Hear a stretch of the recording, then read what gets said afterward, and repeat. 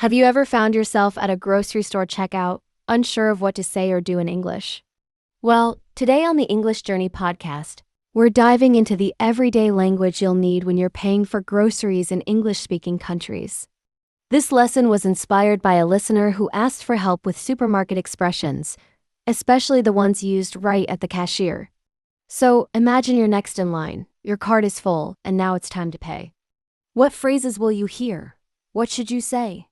We're going to explore a real-life dialogue, then break it down into simple vocabulary, common expressions, and easy-to-understand explanations.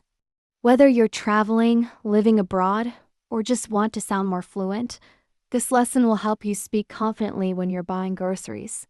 Stay with me until the end because we'll also explore some useful cultural insights about grocery shopping in the US. Ready to improve your English at the checkout lane? Let's get started! If this topic sounds helpful, make sure to follow the podcast so you don't miss upcoming episodes. In the first part of our dialogue, a man approaches the express checkout lane. Now, this lane is usually for people with 15 items or fewer. But guess what? He has 16. The cashier notices and says, "Excuse me, sir, this is the express checkout lane for people who have 15 or fewer items." Right away, we hear some very useful vocabulary. Checkout lane refers to the area where you pay for your groceries. Express means fast, so the express lane is only for quick purchases. Then the man replies, "Come on, I have 16 items. Cut me some slack."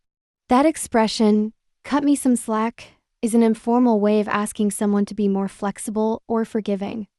It means, "Don't be too strict with me." These are real-life phrases that will help you sound more natural in English conversations. By the way, if you've ever used more items in the express lane and hoped no one would notice, well, you're not alone. Want to hear more useful expressions like this? Be sure to share this episode with a friend who's learning English too. Next, the cashier asks him to place your items on the belt. Now this might sound confusing if you've never heard it before.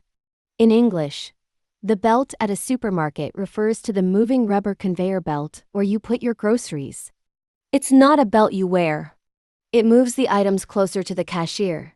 Then she asks, "Do you prefer paper or plastic?" Meaning, what kind of bag would you like?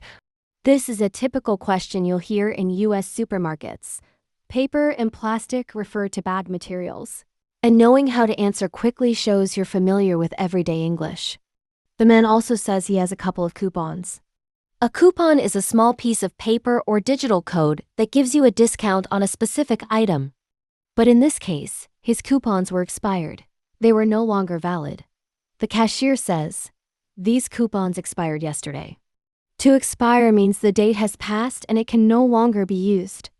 Learning these small but powerful words will definitely make you more confident at the grocery store. If you're learning something new, pause for a moment and write these expressions down to help you remember. As the conversation continues, the cashier asks, "Do you have a club card? Or will it be cash?" A club card is a type of store loyalty card that gives you discounts or special deals when you shop regularly at that store. They're very popular in US supermarkets. The man replies, "Yeah, I got a club card." "Here you go." Then she asks if he wants to pay with debit or credit. These are the two most common ways people pay with a card. And then, here's something many people don't know, he asks for cash back. He says, "Could I get cash back? $1.50 would be great." What's that? In the US, if you're paying with a debit card, you can ask the cashier to give you extra cash along with your purchase. Instead of finding an ATM, you just request extra money and the cashier gives it to you after charging your card more than your total. So if your groceries cost $30, you can ask for $50 cash back and be charged $80. It's very useful when you're traveling or when you don't want to stop at a bank. Did you know about this before? If not, now you do so give this episode a like if you've learned something helpful. Now that we've looked at the vocabulary, let's go over some expressions in what we call the Fluency Builder section. First, we have the phrase, "cut me some slack," which we mentioned earlier. This idiom means please be a little more understanding. It's often used when you want someone to give you a break. Another common expression is paper or plastic. which simply means choosing between two types of bags. Then there's, it's just not my day. That's what the man says when he finds out his coupons are expired. It means everything is going wrong. It's a bad day. These little phrases add emotion and personality to your English. They help you sound more natural and expressive. You'll hear them in movies, conversations, and even at the supermarket. So don't just memorize vocabulary, start using these expressions in your own speech. Practice by repeating them aloud or writing your own dialogues. And if you enjoy learning phrases like these, don't forget to follow English Journey Podcast on your favorite platform so you can keep improving every week. Another interesting part of this episode is the cultural insight into American grocery stores. In many parts of the United States, being a cashier is a popular part-time job for high school or college students. You'll often see young people working the registers after school hours or during weekends and holidays.